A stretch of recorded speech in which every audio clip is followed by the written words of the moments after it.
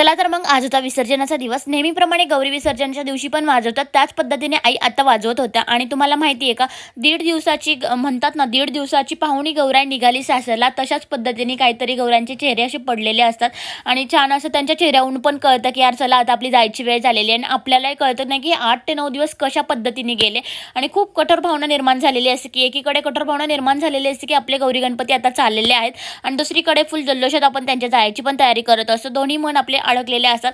अशाच पद्धतीने आम्ही इकडे गौरी विसर्जनाची तयारी करत होतो. गौरीला आम्ही मस्त छान साडी वगैरे डेकोरेशन करून टोपलीमध्ये बसवतो. दुसरीकडे पथक हे वाजतच होतं. जल्लोषात आणि आनंदात सगळी किड्स कंपनी असे छानपैकी उड्या मारत होते, नाचत होते, कोणी गुलाल उडवत होतं. त्याचमध्ये बघू शकता तुम्ही डान्स पण एकीकडे चालू होता आणि दुसरीकडे आम्ही गौरीला आमचं पूर्ण घर दाखवून घेत होतो, की सगळं घर बघून घे म्हणून. आणि चला तर मग आता गणपती बाप्पा आणि गौरी घेऊन आम्ही चाललो होतो मंदिराकडे आणि फुल जोशात आणि घोषणा देत आम्ही म्हणत होतो, गणपती बाप्पा मोरया, पुढच्या वर्षी लवकर या. अशा काहीशा घोषणा देत आम्ही मंदिरामध्ये पोहोचलो आणि मंदिरामध्ये पण थोडासा जल्लोष आणि सगळं काही डान्स वगैरे करत आम्ही पुन्हा आरती केली मंदिरामध्ये पण. आणि आरती केल्यानंतर आम्ही निघालो गणपती विसर्जनासाठी, जिथे कुठे विसर्जन करतो तिथे.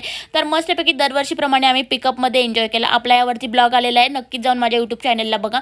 छान असं एन्जॉय करत, घोषणा देत आम्ही मस्त एन्जॉय करत पिकअपमध्ये आणि वरती वाजते म्हटल्यावरती खाली डान्स का नको असं करत आम्ही जल्लोषात गणपती विसर्जनासाठी निघालो. जिथे थांबल तिथे आम्ही डान्स काही सोडतच नव्हतो.